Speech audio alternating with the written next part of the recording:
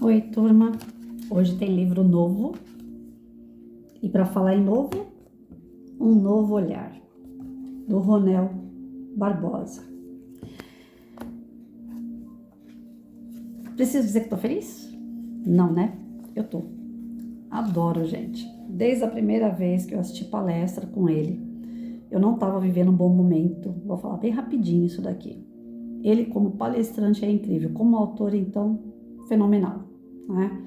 Nós lemos aqui no canal A Prática do Amor, no momento que eu mais precisava. Sabe aquele livro que vem na hora certa, no momento certo e que transforma o seu dia, os seus dias? Eu tinha me aposentado, estava vivendo um relacionamento conturbado e aí veio aquela coisa, a professora não existe mais, então acabou, Patrícia, você não vai fazer mais nada da sua vida? E quando eu saí da palestra, eu ainda falei para ele, eu acho que você mexeu comigo, acho que eu vou voltar ativa de alguma coisa, né? Não sei o que, mas você mexeu comigo, você me incomodou. Foi essa palavra que eu falei para ele. Ele falou, tomara, né? E trouxe o livro. Eu sei que eu li umas obras e tal, e cheguei na Prática do Amor. Quando chegou na Prática do Amor, eu falei, não tem como, né? Eu vim pro YouTube fazendo mensagens diárias para os meus amigos, dos amigos foi indo, né, para mais longe, Facebook, essas coisas, até que falaram para mim, ó, tá ficando longo os seus vídeos, você fala pelos cotovelos, coloca no YouTube que lá, né, ele compacta e consegue você depois compartilhar pra gente inteiro o vídeo, porque os vídeos não estavam indo mais inteiro, porque eu falava demais. Falava não, falo. E nessa eu fiz a Prática do Amor, fiz outras obras aqui com vocês, mas eu tava na expectativa da próxima, né? Porque o Ronel não vai parar. Já deu a perceber que não vai, ele não tá de brincadeira.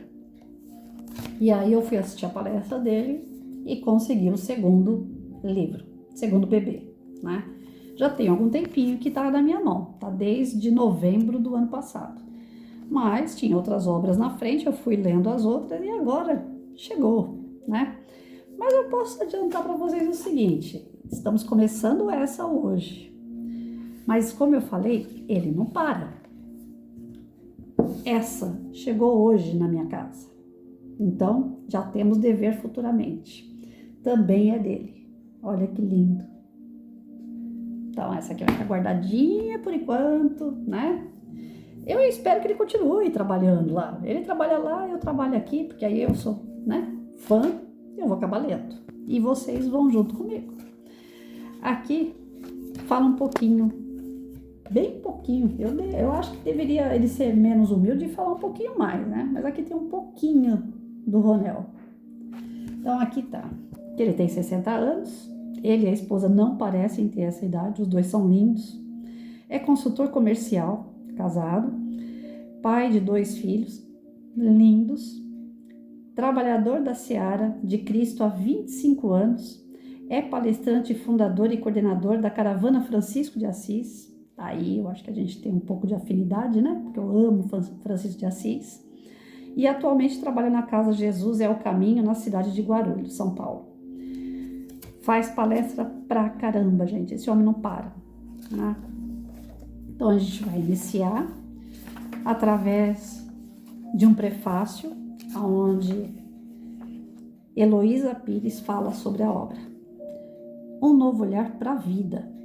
Nessa hora de transição do nosso planeta, é preciso divulgar o novo olhar para a vida que Jesus nos trouxe.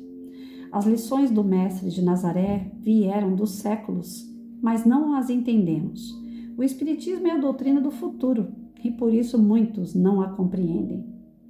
Um moço querido, com a idade dos meus filhos, compreendeu a necessidade desse novo olhar, que Ronel possui no seu amor a Jesus. Precisamos praticar o que o Mestre de Nazaré ensinou. Ronel nos lembra, olhai as aves do céu. Nas horas da tempestade, olhemos as aves do céu que são amadas e protegidas por nosso Criador, Deus. Jesus ensinou que a fé, do tamanho de um grão de mostarda, afasta dificuldades. Hoje a ciência nos convida a compreender a força do nosso pensamento, que modifica situações difíceis. Por mais frágil que porventura você se encontre, Deus jamais desampara um dos seus filhos.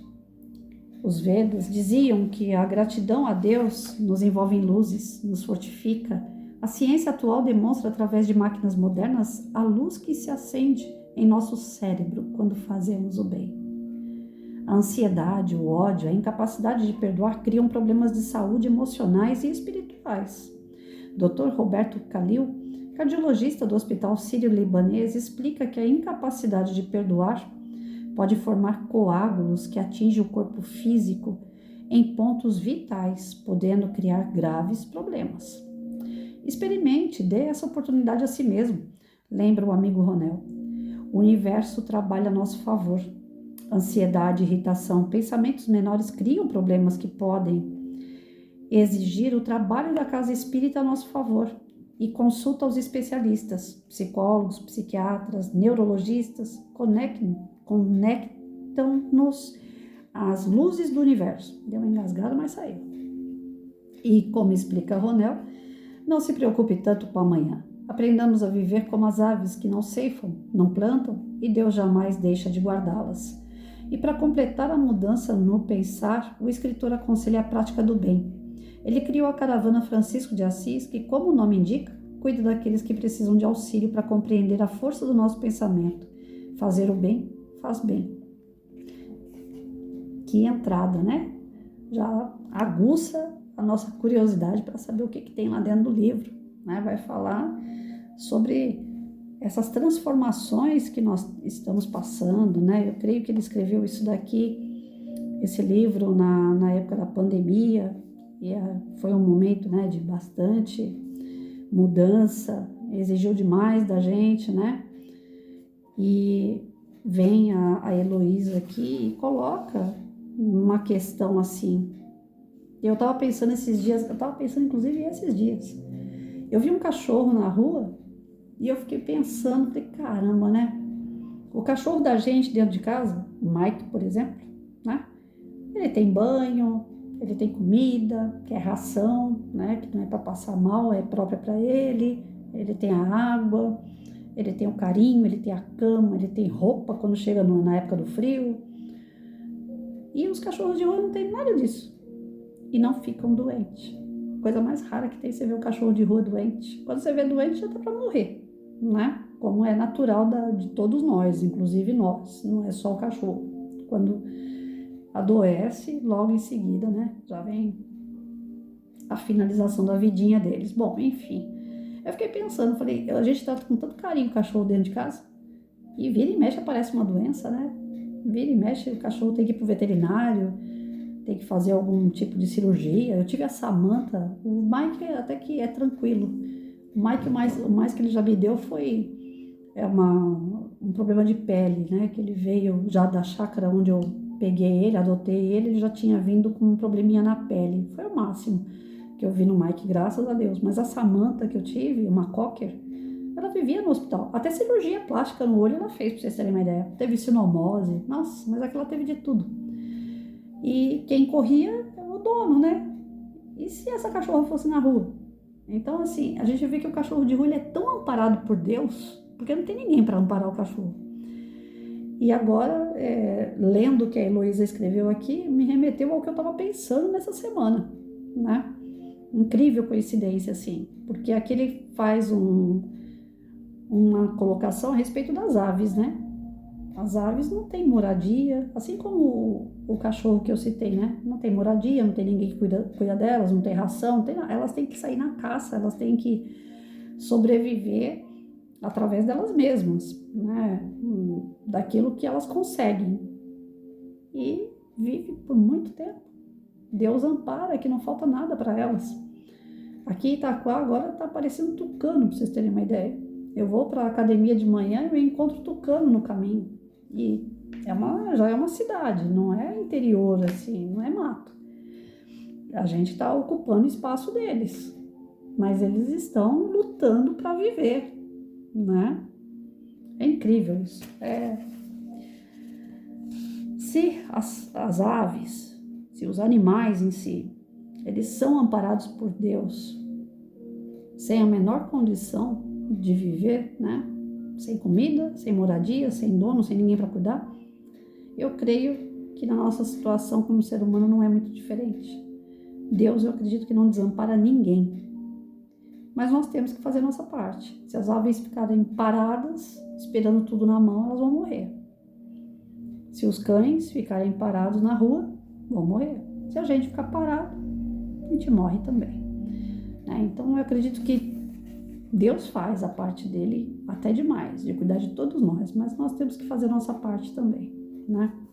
E na introdução, o autor diz o seguinte: o coração pujante, cheio de ideias, nos pede novamente que voltemos a escrever o nosso público. E com enorme alegria, nasce então nosso segundo trabalho literário. Espero que a cada página, a cada capítulo deste novo livro, todos possam realmente se apaixonar pelo conteúdo nele contido. Nesse período que fez com que refletíssemos mais, que nos uníssemos mais, tivemos a oportunidade de enxergar, ouvir, estudar, reciclar e nos renovarmos diariamente em função deste momento que assola o mundo inteiro. Ele está falando da época da pandemia, né? Que ainda não passou, se for ver, né? Não está mais como era, mas a gente ainda está aí sujeito a pegar esse Covid, né? Mas ele não trouxe só fatalidades, nos trouxe grandes ensinamentos, inovações, mudanças de hábitos, de conceitos e novas realidades. Espero de verdade contribuir com alguns tópicos, alguns aprendizados que tivemos a oportunidade de vivenciar, de aprimorar e de rever. Afinal, todos nós estamos aqui nesse planeta por um motivo maior. Todos nós devemos aprender que somos espíritos imortais, vivendo uma vida no corpo que nos foi emprestado. E devemos ter o compromisso conosco mesmos de sair daqui como pessoas melhores do que quando nós chegamos. É nesse sentido que juntos iremos construir este livro que nasce hoje. Feliz em dividir com cada um de vocês essas linhas, torço de verdade para que cada capítulo novo todos possam se encontrar, se reposicionar. Não somos donos da verdade, tampouco conhecedores de nada, mas o pouco que já adquirimos nos servirá como guia para auxiliar e, quem sabe, despertar alguns sentidos que estavam adormecidos. E ele consegue. Já vou adiantando. Vamos juntos nessa viagem. Preparem-se, relaxem, respirem fundo, caminhemos juntos e tenhamos olhos de ver. Ele escreveu no inverno de 2021, né? Então ele estava bem lá no pico da época da pandemia mesmo. E a gente vai começar essa obra na segunda-feira. Na segunda não, hoje é quinta, né, gente? Eita, não, amanhã a gente ainda vai ver o primeiro capítulo dela. Amanhã é sexta-feira, eu tô toda atrapalhada. Tô achando que hoje já era sexta, mas hoje é quinta. Então tá. Então amanhã a gente vê a primeira história desse livro aqui. Mas eu tenho certeza que ele vai tocar em vocês como ele tocou em mim. Ele vai incomodar. O Ronel, ele veio para incomodar. Uma vez eu escutei isso. Eu fazia projetos na sala de aula e eram um pouco diferentes da aula tradicional, né? Não ficava em giz e lousa, tirava a criançada da sala de aula, levava para quartel, levava para museu, levava para vários lugares, às vezes do meu próprio bolso, às vezes eu conseguia parceria. Bom, enfim. Uma moça virou para mim uma vez e falou assim, eu falei para ela, nossa, mas eu tô com tanto problema na escola, eu tô incomodando tanta gente, eu tô perturbando tantas pessoas porque eu trabalho um pouco diferente, e isso daí tá me tirando do eixo porque eu não quero incomodar, eu só quero trabalhar, né? E eu gosto de trabalhar dessa forma diferente. Eu não aceito giz e lousa para criança que foi estuprada, para criança que passa por maus tratos, crianças que têm na família inteira drogado. Tem que ser coisa diferente, senão eu não vou ganhar essa criançada. Pelo contrário, eu vou perder vidas. Então tem que ser coisa diferente. Aí essa moça virou para mim e falou assim, Patrícia, mas você é o tipo de pessoa que veio para incomodar. E você vai tomar pedrada, se prepara, né? Porque a árvore que dá frutos bons é que toma pedrada. E você dá bons frutos. Essa molecada, é difícil eles saírem da linha com você. É muito difícil.